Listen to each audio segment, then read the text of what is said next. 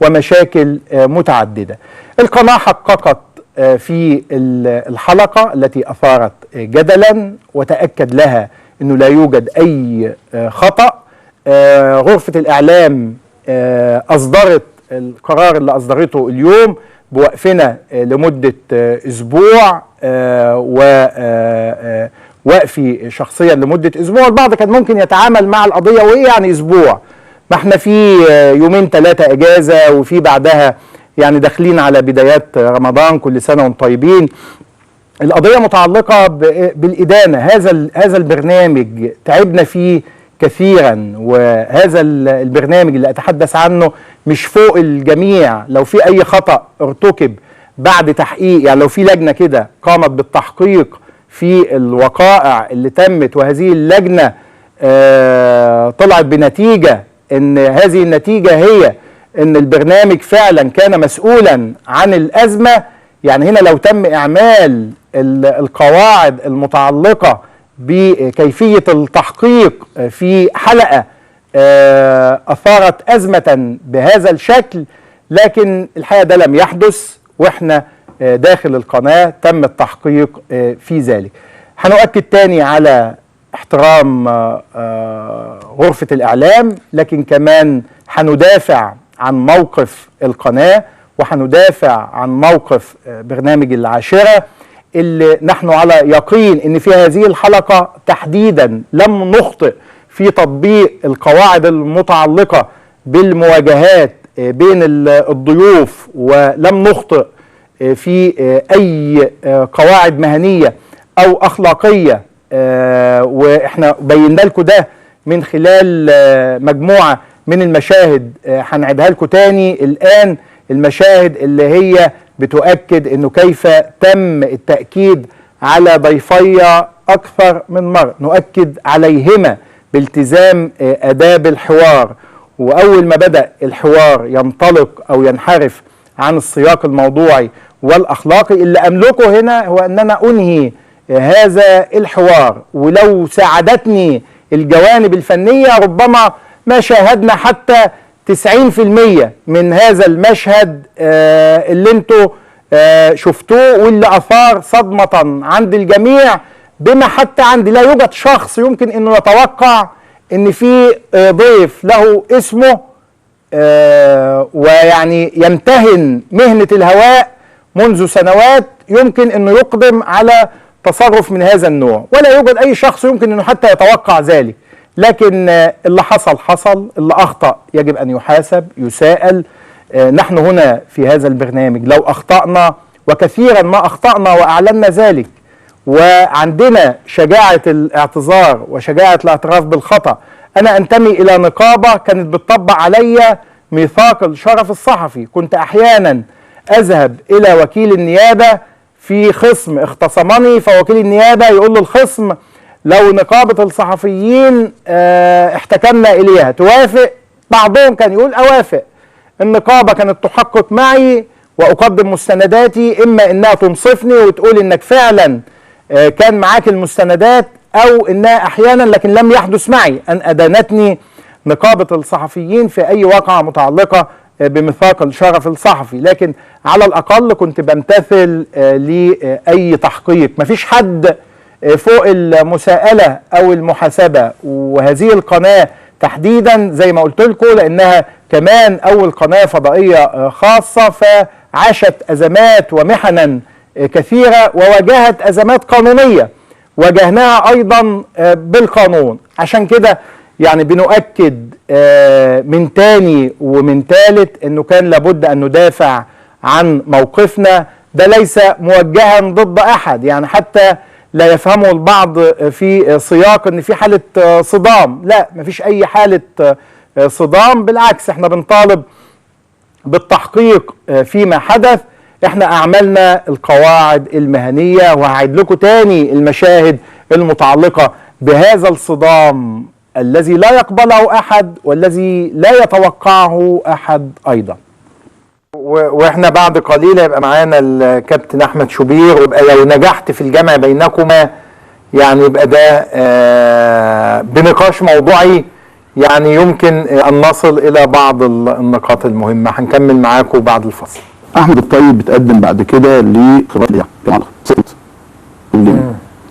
قال لي يا كابتن احمد ينفع اسقط؟ قلت له ما ينفعش. بدايه الكذب. لا ما احنا قلنا مش هنقاطع. قلنا كده. لا احنا قلنا دي بدايه كده. كابتن احمد ما احنا اتفقنا هنسجل. اوعى تبص. لا كده اوعى تبص كده. بص كابتن احمد يبقى كده كده اختلفنا كده. اوعى تقول كده كابتن احمد لو سمحت. طيب ما انت بتتكلم بقالك ساعه. ما تبص ما تحطليش الاول ده احمد الطيب في القناه الرابعه. ما تسيبه يروي القصه من لا لازم اسجل. هاتوا يا جماعه ورقه سجل عندك كلمه سجل عندك. لو انت يا كابتن احمد انت تعلق استاذ وائل امام مشاهد لازم يحترمك ويحترمني ويحترم الكابتن. انا هقول لك بالشهود، انا هقول لك ده بالشهود. ونجح احمد الطيب بقى معلق في الاذاعه. ثم انا بقول لك بالاسماء والله كده. طب ما نسمع يا كابتن احمد. بص يا استاذ وائل على كل حته. بص يا استاذ هسيبك نفس المده بتاعتك. بص يا استاذ وائل نفس المده كمان. لا ساعتين ونص. اتفضل. وبالفعل ربنا يسترها عليك وعلى اللي زيك ومن اللي زيك يا اخي. خليني ماسك نفسي. يلا يا كابتن احمد انت احترمت الراجل. احنا اتفقنا انت مؤثر وهو مؤثر. لا كده يا جماعه اسمعني للاخر الله يخليك. هقول كلمتين اقوم اروح. ليه بيجيب لنا هديه؟ لانه بيعترف دايما يقول لي انا بعترف بعرفانك وجميلك عليا.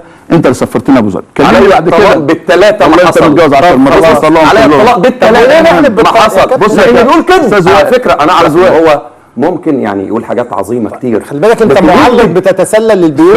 اقسم بالله ده انا محترم. طب كده هل ينفع ان كلاكوما اكمل لك بس استنى بس يا استاذ وائل خليني اكمل لك. طب انت قلت لي انا مش هسيء سقط القناع. ما يقول لك كبر يقول لك كذب عشان ما يقولش ما تقول له ده. طب ما انت قلت كده. انا بس اكمل لك. انت قلت كده يا كابتن. انا ما قلتش كده ولا قلت كده 10 مرات.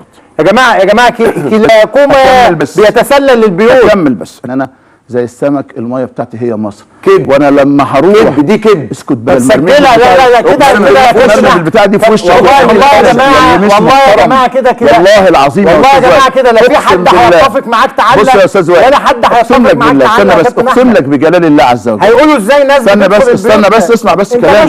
انا جيت لك احتراما ليك. طيب بقدم الاعتذار لكل المشاهدين عما حدث قبل الفاصل.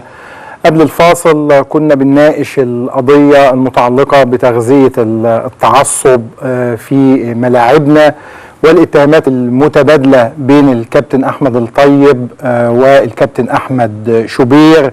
الاثنان يطلان على الشاشة ويعلمان تماما ما يتعلق بالمسؤولية أمام المشاهد. أتعامل مع ضيفي على اليمين هو شخصية عامة تتسلل إلى البيوت وتطل على المشاهد وتعلق على المباريات. الكابتن أحمد شوبير أيضا وأنا كما أكدت يعني أنه صاحب نقلة في الإعلام الرياضي وكان يجب أن تكون لديه أيضا المسؤولية المتعلقة بالالتزام أمام المشاهد مهما كانت حالة الاتهامات المتبادلة. الاتهامات يمكن الرد عليها بموضوعية والموضوعية تنتصر وتكسب، لكن للأسف الشديد تحول النقاش إلى إلقاء كوب من الماء أولا ثم كاد يتحول إلى خناقة لولا أن أنهينا النقاش.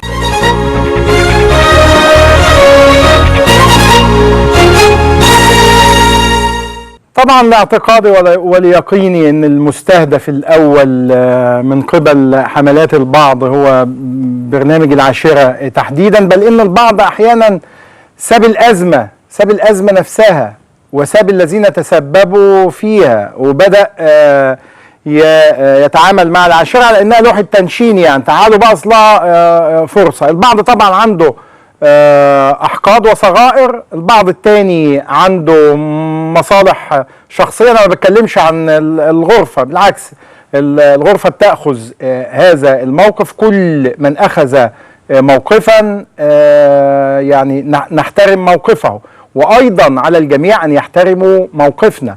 لكن انا بتكلم عن الذين ساقوا الحملات. الكلام ده بعيدا عن الموقف داخل غرفة الإعلام، لكن الذين ساقوا الحملات ضدنا اعتقدوا يعني ان هو ممكن يعني ياخد القضية في اتجاه تاني، وهو استهداف العاشرة مساء تحديدا، يعني تعالوا نوقفها، تعالوا نعطلها. فانا بقول لها لا، بقول لهم لن تنجحوا في ذلك، لانه هذا البرنامج ما بيستمدش قوته من اي حد الا المشاهد. المشاهد ده لو سابنا وانصرف خلاص هننتهي، يعني ننجح بالمشاهد وننتهي بالمشاهد.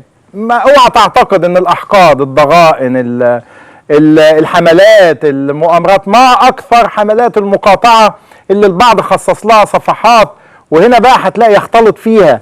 طبعا بتدخل فيها جماعه الاخوان على الخط، لاننا واجهنا احمد الطيب باتهامات انه قال شهداء رابعه، وهم الحقيقه عاملين حملات. ازاي انت غاضب انه قال شهداء رابعه؟ نعم، يعني لا يمكن ان يكون القاتل شهيد والقتيل شهيد، لا يمكن ان يكون ضابط الشرطه اللي دخل علشان يفض اعتصاما بيخطف الدوله وبيهين الدوله وعايز يحول مصر الى دولتين. هذا الاعتصام كان سيشعل الحرب الاهليه، يعني مش ممكن ابدا ان انا اتعامل، لكن مع ذلك ان انا اتعامل مع القاتل والقتيل على انهما شهيدان، يعني لكن مع ذلك هناك ضحايا من اعضاء جماعه الاخوان الصغار اللي تم العبث بهم وجاءوا بهم. عشان كده انا قلت تعبير قالوا معاويه بن ابي سفيان قبل كده: قتلوهم من جاءوا بهم، يعني وهو طبعا قالوا في سياق مختلف وفي سياق خاطئ يعني. لكن نعم، في بعض الناس اللي قتلوا في رابعه قتلوهم من جاءوا بهم، وبعد كده اللي جاءوا بهم هربوا كالنساء من ميدان رابعه لكي ينجوا بانفسهم، وسابوا بعض الشباب الصغير، وكمان ادوهم تعليمات باطلاق النار على قوات